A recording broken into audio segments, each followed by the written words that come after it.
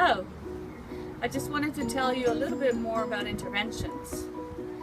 The first thing that a parent says when I recommend an intervention is that my son or daughter will absolutely not agree to go.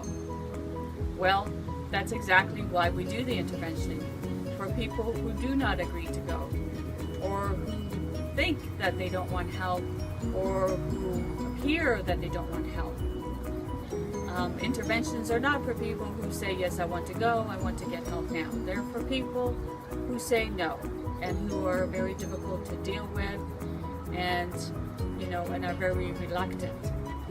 But here's the thing you need to remember, is each of those people who says they don't want help actually want to be successful in life. They want to be happy, they want to be productive. They've dreamt of being all sorts of things, but never a junkie. So your son or daughter is actually waiting to be rescued because they do not want to live like this. That's the last thing they want. But they don't know how to get out of it. They got into it somehow, made some wrong decisions and choices, and now they don't know how to get out of it. And that is why they're waiting for you to rescue them. Doesn't matter what comes out of their mouth, that's just based on pain. They want help, but they don't want pain. And what's happened is that they've tried to help themselves in the past. They either stopped using the drugs abruptly, or went somewhere where they had to go cold turkey, and all they got was pain. And sometimes doctors put people on medicines, as they call it, but that actually increases pain. It makes them very, very uncomfortable. It increases their anxiety, depression, and mood swings. So this is the kind of help that they don't want. They don't want pain. They absolutely, guaranteed, want help, but not pain. And now I'll go into the kind of rehabs that, well, basically are not very effective. A lot of them, what they do is group therapy. Group therapy is pretty much a bunch of guys sitting around in a circle listening to a bunch of guys. Sort of like the blind leading the blind. Nobody has any solutions. They're all in there to find out what to do, not to listen to someone else's problem. So group therapy does not have a very high success rate. At best, 3 to 5%. Then there are programs that all they do, well, actually, they make the person worse because they prescribe medicines. There are no medicines that cure addiction. It's sort of like trying to get somebody to stop drinking vodka by putting them on rum instead. Well, they won't drink the vodka, but they'll be drinking the rum. And that's the same thing that happens with people who are put on methadone, Suboxone, antidepressants, anti-anxiety. All those are simply chemicals. And sometimes they're given benzos. And benzodiazepines are prescribed when a person can't sleep.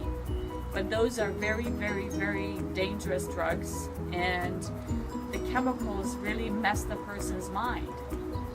So the more chemicals you put into somebody's brain, the more depressed they get. Because any chemical, legal, illegal, doesn't matter. All it does is burn off B vitamins. Lack of B vitamins causes depression.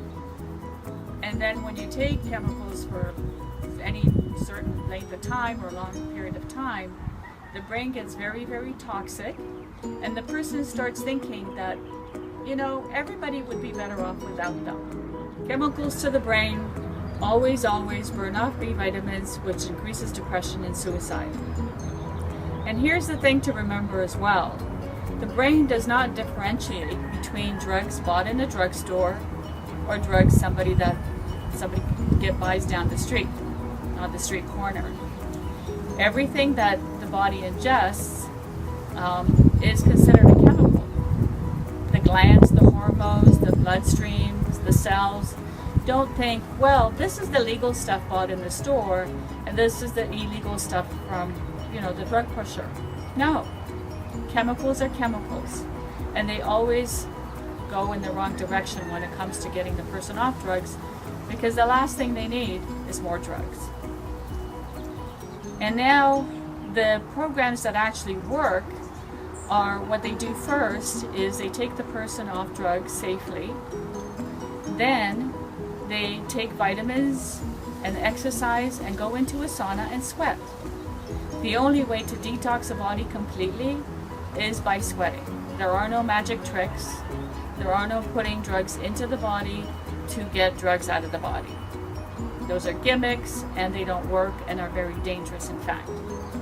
So the only way to get drugs out of the body is to take vitamins, exercise, and sweat in a sauna. However, you're sweating for a really long period of time every day for up to a month. So it needs to be done inpatient in the program that uses this type of method. And I'll go over where those are in a minute. But the thing is that when you're sweating out toxins, you're also sweating out good stuff. So it's a very, very scientific process, and you're taking vitamins and minerals and oils to make sure that this is done correctly. After the sauna detox, then they get into the education and the life skills. And that is when a person gets the tools that they need to be able to be successful in life. Because once upon a time, your son or daughter, husband, wife, friend, had a problem. They didn't know how to fix that problem, so they started using substances. Well, obviously, that's not the correct solution. And that solution has now become a bigger problem. So please join me next time, and I will go into further detail on the rehabs that are actually effective and get the person off drugs and set them up for life so that they can be happy, productive, and successful. Thanks for listening. See you next time.